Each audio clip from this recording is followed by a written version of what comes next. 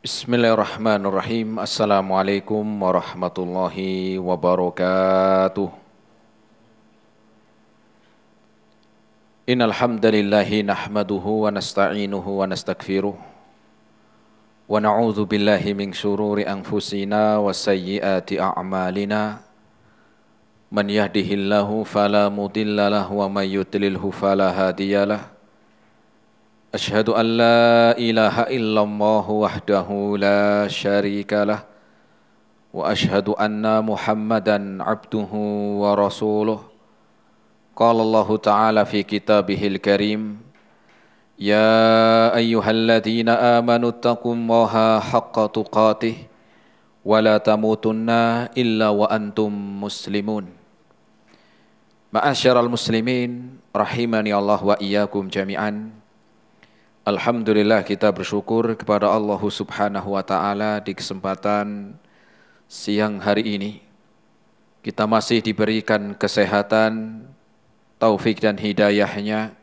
Semoga amal ibadah kita Allah Subhanahu wa Ta'ala menerimanya, dan semoga ilmu yang kita dapatkan bisa kita amalkan sebagai bekal untuk menghadap kepada Allahu Rabbul Alamin. Kemudian salawat dan salam kita sampaikan kepada Nabiullah Nabi Muhammad sallallahu alaihi wasallam beserta keluarganya, para sahabatnya dan umatnya sampai hari kiamat nanti.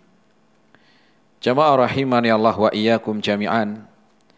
Kita melanjutkan kembali dalam kajian rutin di Balu Bait TV dengan bahasan dari kitab Al-Adabul Mufrad, kitab tentang adab-adab seorang muslim, kitab yang ditulis oleh Al-Imam Al-Bukhari rahimahullahu ta'ala, di mana kita hari ini akan melanjutkan hadis yang ke-24.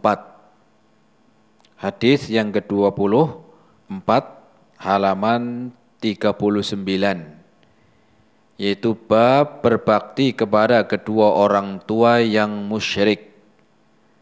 Bab tentang berbakti kepada kedua orang tua yang musyrik. Hadis yang ke-24 ini dalam kitab Al-Adabul Mufrad tentang bab berbakti kepada kedua orang tua yang musyrik.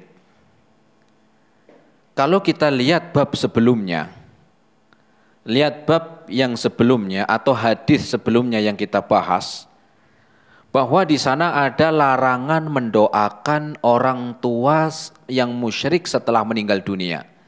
Yang terakhir kemarin kita sampaikan. Ya, kalau jenengan masih pada ingat. Di hadis yang ke-23, di situ disebutkan bahwa ada larangan mendoakan orang tua yang musyrik yang sudah meninggal dunia. Kemudian di hadis yang ke-24 ini menyebutkan babnya adalah dengan bab berbakti kepada kedua orang tua yang musyrik. Apa yang menjadikan pembahasan di sini? Ini adalah hadis 24 ini ketika kita lihat dengan hadis sebelumnya, hadis yang ke-23, di mana larangan mendoakan orang tua yang musyrik yang sudah meninggal dunia, itu bukan berarti sama sekali nggak boleh berbakti, maknanya begitu. Bukan bukan sama sekali tidak boleh berbakti, bukan. Ya.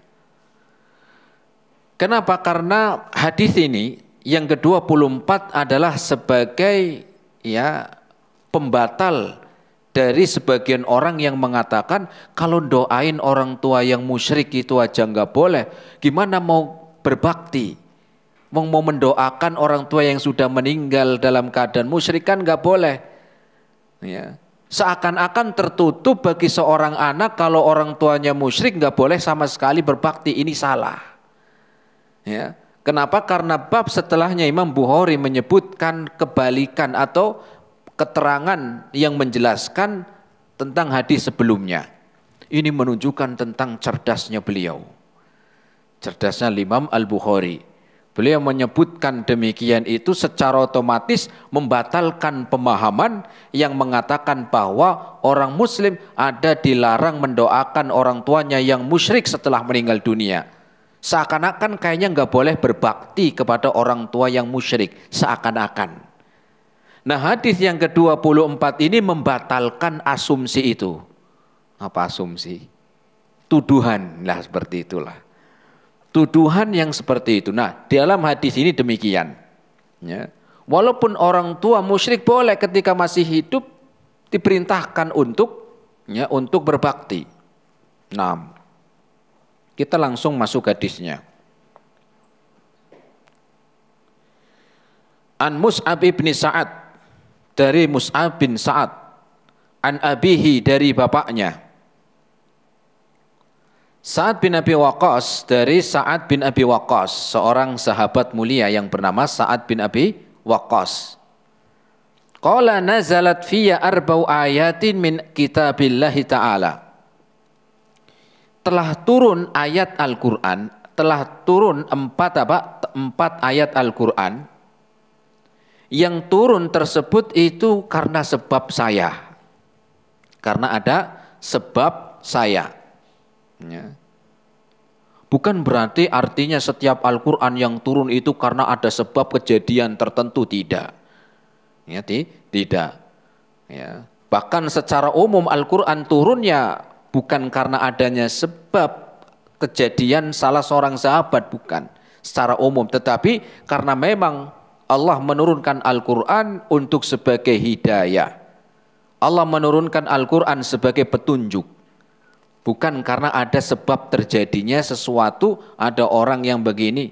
Ada demikian, betul. Tetapi ya, kita lihat dalam hadis ini ya, disebutkan bahwa Sa'ad bin Abi Waqqas mengatakan ada 4 ayat yang turun ya, dengan sebab kejadian saya.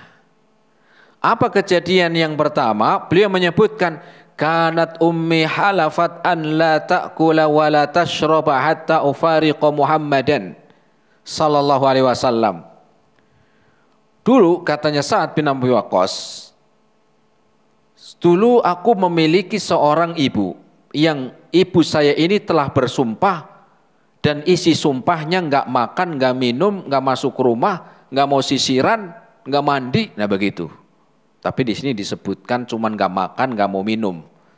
Sampai kapan? Sampai aku meninggalkan ajarannya Muhammad, ya, alias murtad, begitu. Saya, ya, disebutkan orang tuanya saat ini nggak rela kalau anaknya masuk Islam, begitu. Sehingga ibunya ini, ya, seakan-akan kayak sakit berat. Sampai nggak mau makan, nggak mau minum, gara-gara Sa'ad bin Abi Waqqas masuk Islam. Dan dikatakan ibunya akan terus seperti itu, nggak mau makan, nggak mau minum, sampai saat itu murtad. Ya. Kemudian setelah itu turunlah Al-Quran, surat Luqman ayat yang ke-15. Surat apa? Luqman ayat yang ke-15. Wa in jahadaka alla an tusyrika bima laisa laka bihi ilmun fala tuti'huma wa sahibhuma fid dunya ma'rufa. Yang artinya apabila orang tuamu telah bersungguh-sungguh untuk apa? Ala an tusyrika bi, untuk engkau berbuat syirik kepada Allah, yang engkau tidak tahu, ya, yang engkau tidak tahu tentang ilmunya, fala tuti'huma, maka janganlah taat kepada keduanya. Walaupun itu orang tua. Kenapa? Karena tidak ada ketaatan kepada manusia di dalam bermaksiat kepada Allah Subhanahu wa taala. Kemudian turunlah surat Luqman ayat yang ke-15. Kejadian yang kedua, wasaniyatu, kejadian yang kedua. Disebutkan, anni kuntu akhadtu saifan a'jabani. Kami pernah berperang pada zaman Rasul, kemudian mendapatkan harta ghanimah. Di antara harta ghanimah ada pedang yang menurut Sa'ad bin Abi Waqqas itu sangat bagus. Nah, ketika Sa'ad bin Abi Waqqas melihat ada pedang yang sangat berharga, sangat bagus menurut Sa'ad bin Abi Waqqas, pedangnya diambil. Kemudian mengatakan kepada Rasul, habliya hada ya Rasul. Ya Rasul, ini nanti kasihkan ke saya aja ya Rasul, begitu. Ya. Maka aku pun mengatakan, ya Rasulullah, inni uridu an uqsima mali. Oh, maaf. Yang ketiganya, ya, sebelum yang ketiga, yang kedua, dia mengatakan, pedang ini untuk saya ya Rasul. Kemudian turunlah surat Al-Anfal. Turun surat Al-Anfal. Kejadian yang ketiga, kejadian yang menjadikan ayat turun pada zaman Sa'ad bin Abi Waqqas. Ya. Anni maritu fa'atani Rasulullah sallallahu alaihi wasallam faqultu. Ketika aku dalam keadaan sakit yang berat, ya, sakit yang sudah berat, kemudian saya pun bertanya kepada Rasul, ya Rasulullah, inni uridu an aqsima mali. Saya ingin bagi-bagi harta saya. Ya. Kemudian afa'usi bin nisfi qala la faqultu thuluth. Di mana orang ini akan membagi dua hartanya, harta warisan. Ya, harta apa? Harta warisan.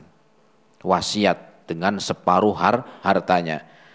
Apa kata Rasul ketika ditanya apakah boleh saya itu berwasiat dengan separuh harta saya?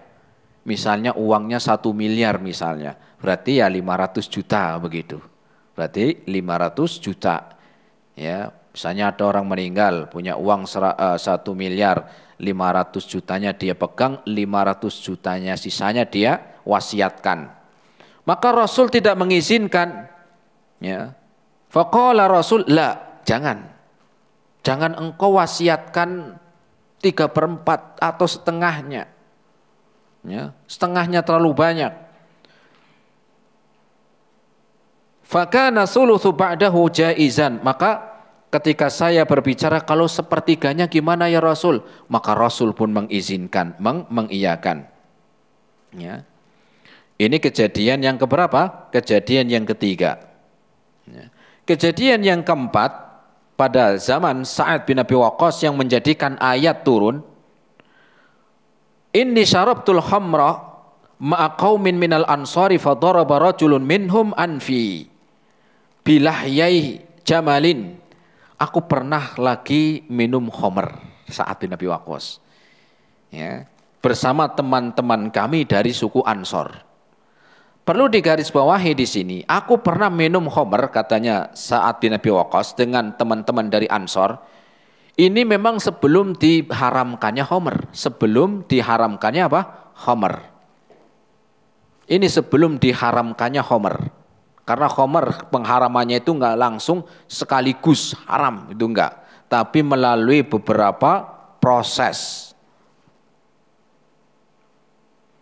Fadaraba rajulun minhum anfi. Kemudian ketika lagi minum khamr bareng-bareng, ada salah satu orang Ansor mukul saya. Mukul saya dengan tulang kering. Ya, tulang kering. Tulang hewan kering, maksudnya mungkin onta ya, mungkin onta. Kenapa? Kalau tulang ikan ya nancep. Atau tulang ayamnya kan kecil. Nah, begitu. Fadaraba rajulun minhum anfi bilahyai. Ya, bilahyai jamalin. Fa ataitu Nabiyya sallallahu alaihi wasallam fa anzalallahu ta'ala tahrimal khamr. Kemudian saya pun mengadukan kepada Rasul sallallahu alaihi wasallam tentang seorang pemuda Ansor yang sedang mabuk, kemudian dia mukul saya. Ya. Maka setelah itu turunlah surat pengharaman khamr. Turunlah surat apa? Pengharaman khamr. Naam. Nah, sekarang kita bahas dari poin yang pertama. Tadi disebutkan oleh Sa'ad bin Abi Waqqas. Ya, ini Sa'ad bin Abi Waqqas ini bercerita begitu, bahwa nazalat fi arba'u ayatin min kitabillahi ta'ala. Ada 4 ayat yang Allah turunkan dari langit itu dengan sebab kejadian di bumi, dan yang menjadi pelakunya itu saya, gitu loh. Yang menjadi apa? Menjadi penyebab ayat Al-Qur'an turun ya, atau ayat ini tadi 4 ayat ini turun itu karena terjadi dengan sebab saya. Apa sebabnya? Ya, sebelum kita masuk sebabnya, ini bisa kita ambil ilmu, bisa kita mengambil faidah tentang asbabun nuzul. Tentang apa? Asbabun nuzul. Apa itu asbabun nuzul? Asbabun nuzul itu adalah sebab turunnya Al-Qur'an itu. Sebab turunnya Al-Qur'an atau ayat Al-Qur'an. Jadi bukan semuanya ayat-ayat Al-Qur'an itu turun karena ada sebab, enggak, ya. Kenapa? Karena aslinya ya Allah turunkan Al-Qur'an itu untuk sebagai penjelas, untuk sebagai bukti, untuk sebagai hidayah, begitu. Tetapi ada dari ayat-ayat Al-Qur'an yang Allah turunkan karena sebab kejadian. Di antara kejadian yang dialami oleh Sa'ad bin Abi Waqqas. Apa ceritanya? Jadi ceritanya begini, jamaah. Sa'ad bin Abi Waqqas itu orang yang sangat disayangi oleh ibunya. Sa'ad bin Abi Waqqas itu seorang yang sangat disayangi oleh ibunya. Suatu ketika Sa'ad bin Abi Waqqas masuk Islam. Ya, masuk Islam. Maka orang tuanya ini, khususnya ibunya, karena tadinya Sa'ad adalah anak yang sangat penyayang kepada orang tuanya dan orang tuanya sangat sayang kepada Sa'ad. Nah, sekarang Sa'ad bin Abi Waqqas dia masuk Islam sehingga enggak terima orang tuanya. Orang tuanya apa? Enggak terima. Apa yang dilakukan oleh orang tuanya tidak terima dengan keislaman dari Sa'ad bin Abi Waqqas. Maka orang tuanya, ibunya ini dia bersumpah. Apa isi sumpahnya? Sumpahnya dia pertama dia nggak mau makan, nggak mau minum, mau mogok makan minum, ya. Makanya kalau ada orang sekarang mogok makan, mogok minum misalnya, ya, mengikuti jalannya siapa? Mengikuti jalannya orang tuanya Sa'ad bin Abi Waqqas. Nah, yang kedua, ibunya ini bersumpah. Apa itu sumpahnya? Yang keduanya dia nggak mau masuk rumah dan dia akan berjemur terus di luar. Sudah nggak mau makan minum, nggak mau masuk rumah dan nggak mau menyisir rambutnya. Maka ketika itu dia pun mengatakan kepada Sa'ad, "Wahai Sa'ad, saya nggak akan meninggalkan keadaan seperti ini sampai kamu murtad. Sampai kamu murtad dari agama Islam." Maka turunlah surat Luqman ayatnya yang berapa tadi? Yang ke-15. Turunlah surat Luqman ayat yang ke-15. Apa isinya? Isinya Allah sebutkan, wa in jahadaka alla an tusyrika bima laysa laka bi'ilmun fala tuti'huma wa sahibhuma fid dunya ma'rufa. Apa isinya? Bahwa Allah turunkan surat Luqman ayat yang ke-15 ini, dan jika orang tuamu mengajakmu ya atau merayumu gitu untuk engkau apa? Untuk ikut ke agamanya, ya. Yang engkau sendiri nggak paham tentang agama yang sebelumnya, nggak paham, ya. Kemudian apa? Jangan taati. Janganlah engkau mentaati. Tetapi ingat, wasahibhuma fid dunya ma'rufa. Tetapi ingat, engkau sebagai seorang anak hendaklah engkau berbuat baik, ya. Kemudian hendaklah engkau apa? Berbuat baik kepada orang tua. Enggak cuma berbuat baik, tetapi juga berbakti kepada orang tua. Walaupun orang tua musyrik, walaupun orang tua ya kafir, tetap bagi anak yang muslim ya selama masih hidup untuk berbakti kepada mereka. Nah, untuk berbakti kepada mereka. Nah, kita lihat Allah Subhanahu wa taala menurunkan dalam ayat yang mulia ini, kalau saja orang tua yang non muslim maka anaknya yang muslim itu saja diperintahkan tetap berbakti. Padahal orang tuanya non muslim. Tetapi Islam mengajarkan anaknya untuk tetap berbakti kepada orang tuanya. Apalagi kalau orang tua kita muslim, orang tua kita taat beribadah, orang tua kita sudah memakai pakaian yang syar'i, kok ada anak ini durhaka? Wah, ini kebangetan berarti. Kenapa? Karena orang non muslim saja yang tidak orang tua non muslim saja, ya, kalau anaknya muslim dia diperintahkan untuk berbakti, apalagi kalau anaknya orang tuanya muslim. Nah, kemudian disebutkan jamaah rahimani Allah wa iyyakum jami'an. Ya. Jadi turun surat turun surat Luqman ayat yang ke-15. Ya. Jadi sampai saat ketika ngelihat orang tuanya sudah lemes, orang tuanya nggak mau makan, nggak mau minum, dengan syarat Sa'ad bin Abi Waqqas ini murtad, keluar dari agamanya, keluar dari syariat Islam. Ya. Maka Sa'ad pun datang kepada ibunya yang sudah dalam keadaan lemah, jemaah, yang sudah dalam keadaan sangat lemah. Ya. Umumnya kan orang kalau ngelihat orang tuanya nggak makan sampai lemas seperti itu, mungkin berat sebagai anak. Apa katanya Sa'ad bin Abi Waqqas? Beliau mengatakan, ya ummah, wahai ibuku, ta'lamina wallahi law kanat laka mi'atu nafsin fa kharajat nafsan ma taraktu dini hadza li syai'in, ya, li syai'in fa in syi'ta faquli wa in syi'ta la ta'kuli kemudian wala ta'kuli, ya, fa akalat.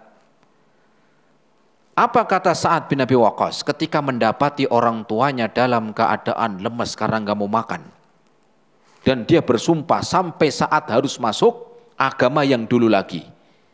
Maka Sa'ad mengatakan, wahai ibuku, ketahuilah Allah subhanahu wa ta'ala, ya, demi Allah subhanahu wa ta'ala, kalau seandainya engkau wahai ibuku punya 100 nyawa, seandainya engkau wahai ibuku punya 100 nyawa, fa kharajat nafsan, kemudian keluar satu persatu nyawanya, saya nggak bakal meninggalkan agamanya Muhammad. Saya nggak bakalan murtad. Ya, saya nggak bakalan murtad. Kenapa? Karena inilah perintah Allah. Ya. Karena ini perintah Allah subhanahu wa ta'ala untuk apa? Untuk berbakti kepada orang tua. Walaupun orang tua musyrik. Bayangkan jemaah. Ya. Ini menunjukkan pertama, ya, tentang kokohnya akidah. Ya, dari siapa? Dari Sa'ad bin Abi Waqqas. Punya prinsip. Ya, di dalam apa? Di dalam beragama, padahal sudah disuruh masuk agama yang dulu lagi tapi enggak mau. Tapi Sa'ad bin Abi Waqqas tidak berkenan. Ya. Kenapa tidak berkenan? Karena memang Sa'ad bin Abi Waqqas, ya, orang yang sangat, ya, memiliki keutamaan dan kekuatan di dalam imannya. Dan kita hari ini banyak orang itu yang murtad macam-macam sebabnya. Macam-macam sebabnya karena diusir orang tua. Maaf, mereka diajak lagi ke agama yang dulu. Diajak lagi ke agama yang dulu, suruh murtad. Ada lagi yang dengan pengobatan gratis, ya, dikasih obat gratis, ada juga lewat, ya, perkumpulan macam-macam. Intinya cara-cara musuh-musuh Islam atau cara-cara orang agar seorang muslim itu murtad, caranya macam-macam. Ada yang diuji lewat sakit, ya, saya pernah diceritakan,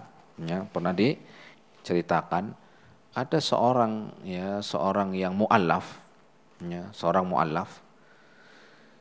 Ya, kemudian dia pun ditinggalkan sama orang tuanya, ditinggal ya oleh siapa? Oleh keluarganya. Suatu ketika orang ini yang tadi sudah masuk Islam mu'alaf ini sakit, masuk rumah sakit. Dan ketika di rumah sakit otomatis ya namanya teman kan nggak mungkin banyak membantu. Maka keluarganya mengancam, kamu kalau tetap dalam keadaan agama Islam kami tinggal, nggak diurus. Tapi kalau kamu keluar dari agama Islam masuk agama kita lagi, kita akan urusin semuanya. Ini ujian.